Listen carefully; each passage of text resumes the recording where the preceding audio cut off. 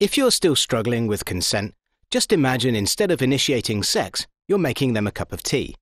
You say, "Hey, would you like a cup of tea?"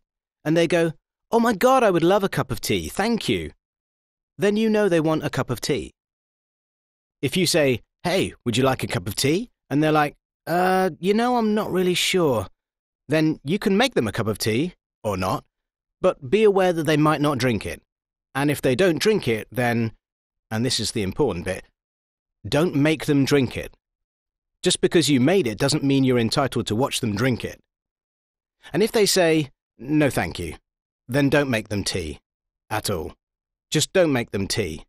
Don't make them drink tea, don't get annoyed at them for not wanting tea. They just don't want tea, okay? They might say, "Yes please, that's kind of you." And then when the tea arrives, they actually don't want the tea at all. Sure, that's kind of annoying as you've gone to all the effort of making the tea, but they remain under no obligation to drink the tea. They did want tea, now they don't. Some people change their mind in the time it takes to boil the kettle, brew the tea, and add the milk. And it's okay for people to change their mind, and you are still not entitled to watch them drink it. And if they are unconscious, don't make them tea. Unconscious people don't want tea, and they can't answer the question, "Do you want tea?" because they're unconscious. Okay, maybe they were conscious when you asked them if they wanted tea, and they said yes, but in the time it took you to boil the kettle or brew the tea and add the milk, they are now unconscious. You should just put the tea down, make sure the unconscious person is safe, and this is the important part again, don't make them drink the tea. They said yes then, sure, but unconscious people don't want tea.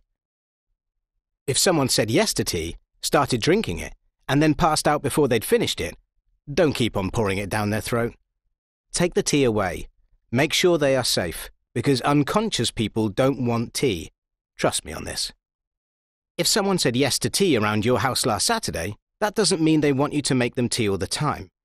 They don't want you to come around to their place unexpectedly and make them tea and force them to drink it, going, "But you wanted tea last week," or to wake up to find you pouring tea down their throat going, "But you wanted tea last night." If you can understand how completely ludicrous it is to force people to have tea when they don't want tea, and you are able to understand when people don't want tea, then how hard is it to understand when it comes to sex? Whether it's tea or sex, consent is everything. And on that note, I'm going to make myself a cup of tea.